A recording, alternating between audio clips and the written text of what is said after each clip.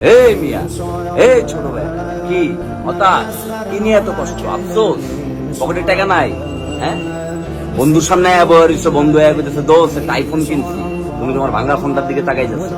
বন্ধু বান্ধবরা যখন চিল করার লেগে কি টুরে যাইতেছে, আর তুমি তখন ভেজা শরীর লয়া ওই শার্ট ঘামে ভিজা শহরে টিউশন করাইতেছো, মানুষের বাসায় কামলা দিতেছো, শোরুমের সামনে দিয়ে হাইটা যাইতেছো, তোমার বন্ধু দামি ব্র্যান্ডের শার্ট পরিয়া পারফিউম লাগায় ডেটিং এ যাইতেছে, আর তুমি তখনও চিন্তা করতেছো যে আজকে রাত্রে বাসায় যাই কেমনি মিলটা খাবা।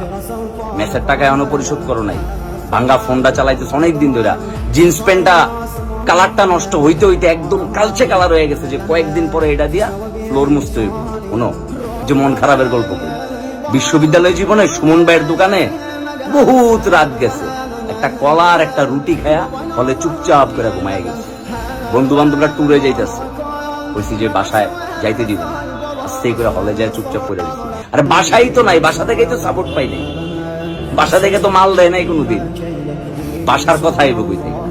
এরকম জীবনে বহুত সময় পার হয়েছে, এক প্যান্ট কালা হয়ে গেছে, কালা। এত আফসোস রাখলে লাইফে চলবে। পরিশ্রম করো, সৎভাবে পরিশ্রম করো, দিন ঘুরবো। যে শামীম আহমেদ একটা রুটি আর একটা কলা খেয়ে রাত্রে ঘুমাইছে না, ওই শামীম আহমেদের মাধ্যমে আল্লাহ পাক এখন কয়েকটা মানুষের রুটি আর কলার ব্যবস্থা করে।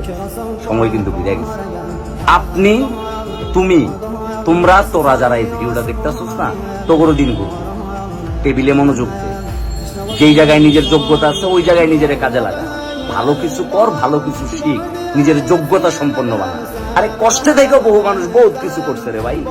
তোর কাছে মোটিভেশন মনে হইলে মোটিভেশন, তোর কাছে যা মনে হইব তা, কিন্তু মনে রাখিস ভাই, খালি প্যাডে আর খালি পকেটে থাকলেই তুই বুঝবি যে ভাই দুনিয়াটা কত কঠিন।